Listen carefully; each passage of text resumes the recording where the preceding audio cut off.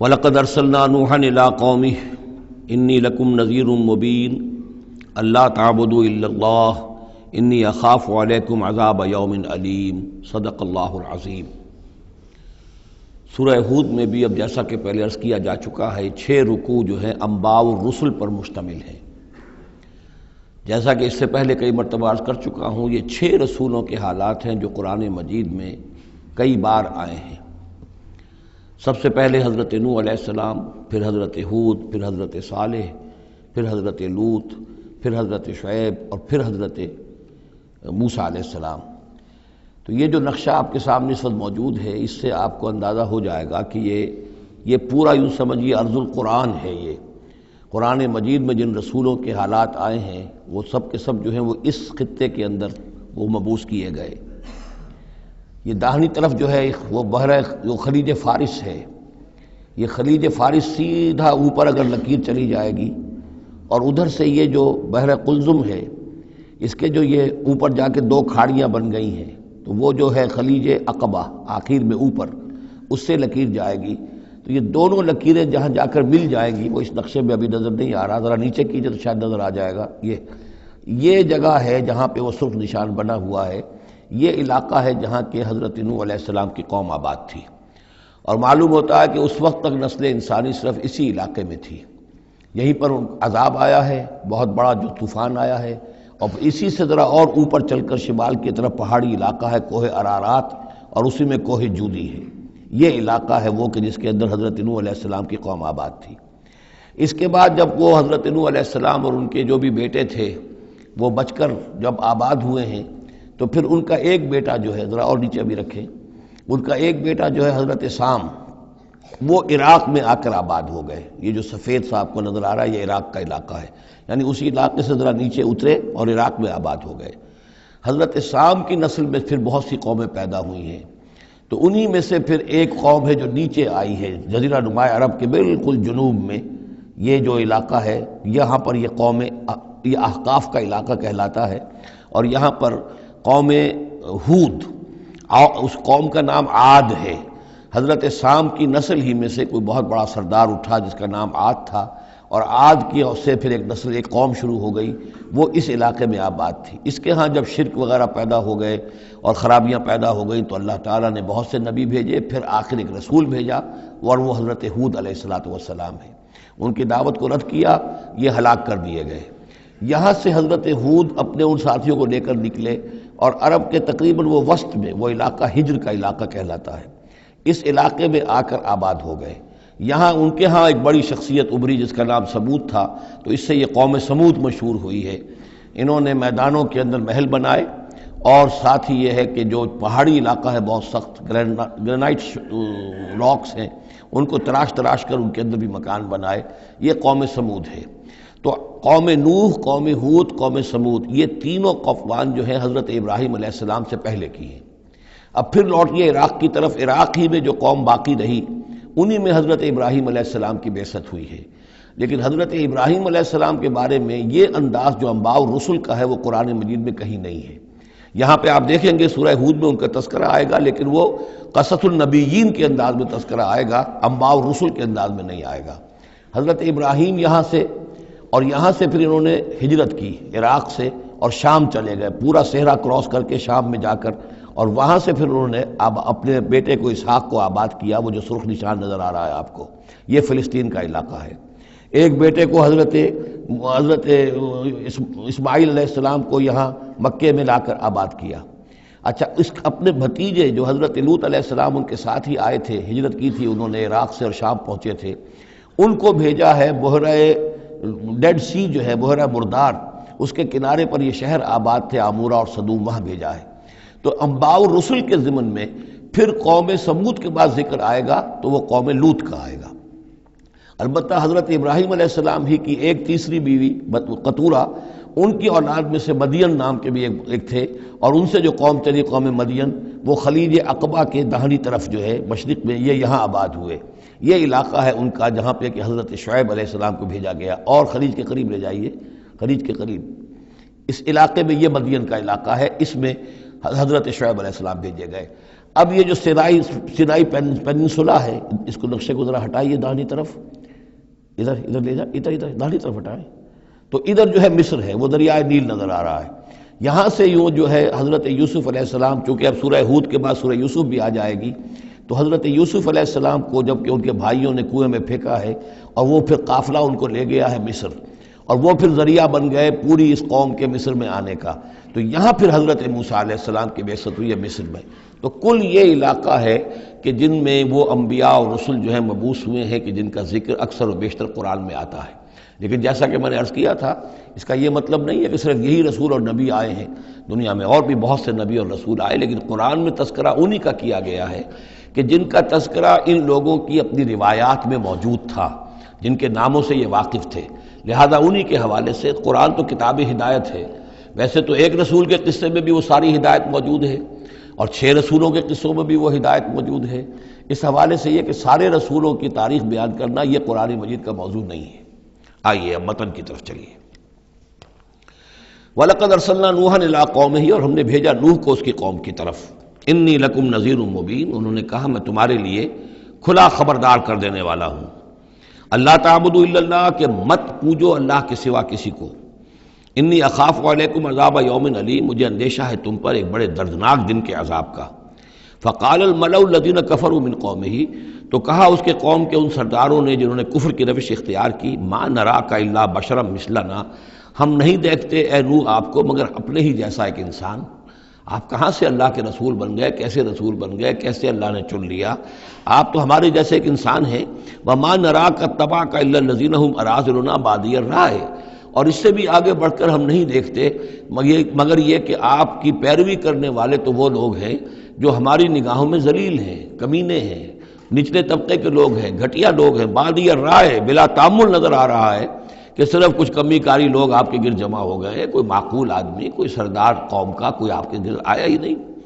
وما نرا لکم علینا من فضل، اور ہمیں کوئی نظر نہیں آتا کہ آپ پر کوئی ہمارے اوپر کوئی فضیلت آپ کو حاصل ہے، آپ کو اور آپ کے ساتھیوں کو۔ بل نظنکم کاذبین، بلکہ ہمارا گمان تو یہی ہے کہ آپ جھوٹ بول رہے ہیں۔ قال یا قوم ارأیتم ان کنت علی بینۃ من ربی، اب یہ ذرا اس صورت کے اندر بار بار یہ الفاظ آئیں گے۔ ایک فطرت سلیمہ جو پہلے سے تھی، اس کے بعد اللہ کی طرف سے وحی آ گئی، وہ گویا کہ اس کا شاہد ہے۔ انہوں نے کہا اے میری قوم کے لوگوں ذرا غور کرو، اگر میں پہلے سے بھی اپنے رب کی طرف سے بینہ پر تھا، تم جانتے ہو میں نے زندگی تمہارے مابین گزاری تھی، تم بھی جانتے ہو کہ میں ایک شریف النفس انسان تھا، میرا کردار، میرا اخلاق تمہارے سامنے تھا، میں بینہ پر تھا، میری فطرت مس نہیں ہوئی تھی، سلیم تھی۔ وآتانی رحمۃ من عنده، پھر اللہ نے مجھے رحمت بھی عطا فرما دی اپنے پاس سے، یعنی جو وحی آئی ہے میرے پاس وہ اللہ تعالیٰ کی رحمت ہے۔ فعمیت علیکم، اور وہ چیز وہ ہے کہ جس کو تمہاری آنکھوں سے مخفی رکھا ہے۔ اب میں کیا کروں، فرشتہ میرے پاس تو آتا ہے، وہی میرے پاس آتی ہے، یہ چیز جو ہے میرے تو تجربے میں ہے، مائی پرسنل ایکسپیرینس، لیکن یہ کہ تم سے یہ چھپا رکھی گئی ہے۔ انلزمکموہا وانتم لہا کارہون، بہرحال ہم زبردستی چپکا نہیں سکتے اپنی یہ بات آپ لوگوں کو، اگر آپ کو پسند نہیں ہے، اگر بیزار ہیں تو یہ اختیار ہمارے پاس نہیں ہے کہ ہم زبردستی آپ کو ان باتوں کا قائل کر دیں اور یہ باتیں لازماً آپ پر تھوپ دیں۔ وَيَا قَوْمِ لَا أَسْأَلُكُمْ عَلَيْهِ مَالًا، اور میری قوم کے لوگوں دیکھو میں تم سے کوئی اجرت نہیں مانگتا، مال طلب نہیں کرتا، کوئی تاوان تم پر نہیں ڈالا ہے۔ ان اجریہ الا علی اللہ، نہیں ہے میرا اجر مگر اللہ کے ذمے۔ وما انا بطارد الذین آمنوا، اور جن کو تم کہہ رہے ہو یہ گھٹیا لوگ ہیں، کمی کاری لوگ ہیں، کمین لوگ ہیں، میں ان کو اپنے پاس سے دھتکار نہیں سکتا، میں یہاں سے کھدیڑ نہیں سکتا ان کو، میں نہیں ہوں کھدیڑنے والا ان کو اپنے پاس سے۔ انہم ملاقو ربہم، یہ اپنے رب سے ملاقات کریں گے۔ ولیکنی اراکم قوما تجہلون، لیکن میں دیکھتا ہوں کہ تم ضرور جہل میں اور جہالت میں مبتلا ہو گئے ہو۔ وَيَا قَوْمِ مَن يَنصُرُنِي مِنَ اللَّهِ إِن طَرَدتُّهُمْ، اور میری قوم کے لوگوں سوچو اگر میں ان اہل ایمان کو اپنے ہاں سے ہانک دوں، یہاں سے بھگا دوں، یہاں سے دھتکار دوں، تو کون مدد کرے گا میری اللہ کے مقابلے میں؟ یہ اللہ کے ماننے والے، اللہ کے چاہنے والے، اللہ کا ذکر کرنے والے، اللہ سے دعائیں مانگنے والے، اللہ کے روح انور کے یہ طالب ہیں، اس کی رضا جو ہیں۔ افلا تذکرون، تو کیا تم نصیحت اخذ نہیں کرتے؟ ولا اقول لکم عندی خزائن اللہ، وہی بات جو حضور سے ہم پڑھ چکے ہیں پہلے، اور میں نہیں کہتا تم سے کہ میرے پاس اللہ کے خزانے ہیں، میں نے کب کہا ہے کہ میرا اختیار ہے اللہ کے خزانوں پر؟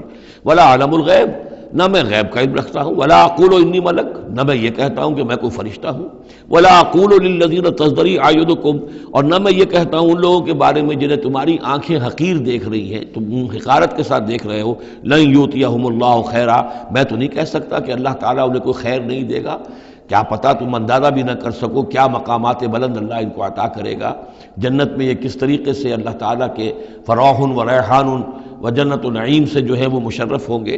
لا اقول انی ملک ولا اقول للذین تزدری اعینکم لن یؤتیہم اللہ خیرا، اللہ اعلم بما فی انفسہم، جو کچھ ان کے جیوں میں ہے دلوں میں اللہ خوب جانتا ہے، کس کے دل میں کتنا خلوص ہے، کتنی محبت ہے اللہ کے ساتھ، کتنی شوق ہے، کتنا شوق ہے اللہ سے ملاقات کا، تو یہ اللہ جانتا ہے۔ انی اذا لمن الظالمین، اگر میں تمہارے ان طعنوں سے تنگ آ کر میں ان کو اپنے پاس سے اٹھا دوں، بھگا دوں، تو پھر یہ کہ میں تو خود ظالموں میں سے ہو جاؤں گا۔ قالوا یا نوح، انہوں نے کہا اے نوح قد جادلتنا، تم نے ہم سے خوب جھگڑا کیا، فاکثرت جدالنا، اور بہت جھگڑا کر لیا تم نے، یعنی یہ کہ جب وہ بالکل ان تمام باتوں کے جواب میں خاموش ہونے پر مجبور ہو گئے، معقول بات ہے جو جواب دیا جا رہا ہے ان کے پاس اب کوئی جواب نہیں ہے اس کا، فَأْتِنَا بِمَا تَعِدُنَا إِن كُنتَ مِنَ الصَّادِقِينَ، اب آخری بات وہی ضد اور ہٹ درمی کی، تو پھر لے آؤ جس چیز کی ہمیں دھمکی دے رہے ہو، اگر تم سچے ہو وہ عذاب لے آؤ۔ اب ہم جو ہے ہمارے کان پک گئے ہیں تمہارے یہ بات سنتے سنتے، اور تم سے یہ مذاکرہ اور مجادلہ اور مناظرہ جو ہے مزید ہم جاری نہیں رکھنا چاہتے۔ قال انما یاتیکم بہ اللہ ان شاء، انہوں نے فرمایا کہ وہ تو اللہ لے آئے گا وہ عذاب تمہارے اوپر اگر وہ چاہے گا، انما یاتیکم بہ اللہ، وہ لائے گا تمہارے اوپر اللہ انشاء اگر وہ چاہے گا، وما انتم بمعجزین، اور پھر تم اس کو تھکا نہیں سکو گے بھاگ کر، یعنی تم اسے ہرا نہیں سکو گے، تم اس سے بچ کر بھاگ نہیں سکو گے۔ ولا ينفعکم نصحی ان اردت ان انصح لکم، اور میری نصیحت، میرا خلوص، میری خیر خواہی تمہارے حق میں کچھ مفید نہیں ہو سکتی، خواہ میں کتنا ہی تمہارا ناصح ہوں، کتنا ہی تمہارے ساتھ مخلص ہوں، نصیحت کر رہا ہوں، خیر خواہ ہوں، ان کان اللہ یرید ان یغویکم، اگر اللہ ہی فیصلہ کر چکا ہو کہ وہ تمہاری گمراہی کے اوپر اس کی مہر ثبت ہو چکی ہو، اگر اللہ تعالیٰ فیصلہ کر چکا ہے تو میری یہ سارا اخلاص اور خلوص اور دعوت اور نصیحت اور خیر خواہی اس کا کوئی نتیجہ نہیں نکلے گا۔ ہو ربکم، وہ تمہارا رب ہے، وإلیہ ترجعون، اور اسی کی طرف تم لوٹا دیے جاؤ گے۔ ام یقولون افتراہ، کیا یہ کہتے ہیں کہ یہ اے محمد صلی اللہ علیہ وسلم آپ نے اس کو گھڑ لیا ہے؟ قل ان افتریتہ فعلی اجرامی، اب یہاں درمیان میں حضرت نوح علیہ السلام کی بات چل رہی ہے اور آگے بھی چلے گی، لیکن درمیان میں ایک جملہ معترضہ ہے۔ یہ ساری باتیں ہیں نبی جو آپ کو ہم وحی کے ذریعے سے بتا رہے ہیں، یہ ساری جو گفت و شنید ہوئی تھی حضرت نوح علیہ السلام کے اور ان کی قوم کے درمیان، آپ کو کیسے معلوم ہوئی؟ آپ نے گھڑ لی ہے؟ آپ کو کوئی فکشن ہے، کوئی سٹوری ہے، کیا ہے؟ نہیں، یہ تو اللہ تعالیٰ کی طرف سے ہے۔ قل ان افتریتہ، کہہ دیجئے اگر میں نے یہ گھڑی ہوئی ہوں یہ چیزیں، فعلی اجرامی، تو پھر یہ میرا جرم ہوگا، اس کا وبال مجھ پر آئے گا، وانا بریء مما تجرمون، ورنہ پھر یہ ہے کہ جو جرم تم کر رہے ہو، جھٹلا رہے ہو، تو میں اس سے بری ہوں۔ وأوحی الی نوح، اور وحی کر دیا گیا نوح کی جانب، انہ لن یؤمن من قومک الا من قد آمن، اب کوئی اور شخص ایمان نہیں لائے گا تمہاری قوم میں سے سوائے ان کے جو ایمان لا چکے ہیں۔ فلا تبتئس بما كانوا يفعلون، سو اب جو کچھ وہ کر رہے ہیں آپ اس پر افسوس نہ کریں اور غمگین نہ ہوں۔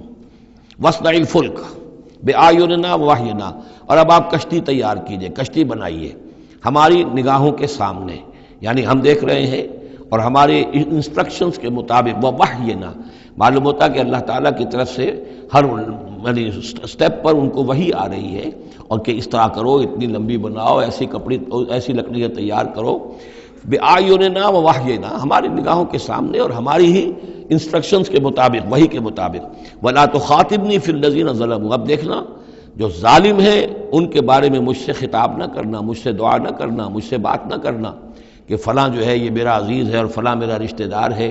اب جو بھی ظالم ہے اس کے بارے میں تمہاری طرف سے کوئی نرم بات نہ آئے۔ انہم مغرقون، اب یہ سب کے سب غرق کیے جائیں گے۔ وَيَصْنَعُ الْفُلْكَ، اب وہ نقشہ دیکھیے آپ چشم تصور سے، خشکی پر بیٹھے ہوئے ہیں اور حضرت نوح علیہ السلام آس پاس سمندر کہیں ہے ہی نہیں اور وہ کشتی بنا رہے ہیں۔ وَيَصْنَعُ الْفُلْكَ، اور وہ بنا رہے کشتی۔ وَكُلَّمَا مَرَّ عَلَيْهِ مَلَأٌ مِّن قَوْمِهِ سَخِرُوا مِنْهُ، جب بھی ان کی قوم کے سردار ان کے پاس سے گزرتے تھے وہ مذاق اڑاتے تھے کہ معلوم ہوتا اب تک تو ہم سمجھتے تھے کہ بہرحال یہ کچھ شاید بات بنا رہا ہے، جھوٹ بول رہا ہے، کیا کر رہا ہے، اب تو معلوم ہوتا بالکل ہی مت ماری گئی، اب کوئی جو ہے ہوش ٹھکانے نہیں رہے۔ تو وہ ہنستے تھے. سخروا منہ قال ان تسخروا منا فانا نسخر منکم کما تسخرون. حضرت نوح فرماتے تھے کہ تم اگر ہم سے اب اس تمسخر کر رہے ہو، مذاق اڑا رہے ہو، تو وہ وقت قریب آنے والا ہے کہ ہم تمہارا مذاق اڑائیں گے جیسے کہ تم مذاق اڑا رہے ہو ہمارا.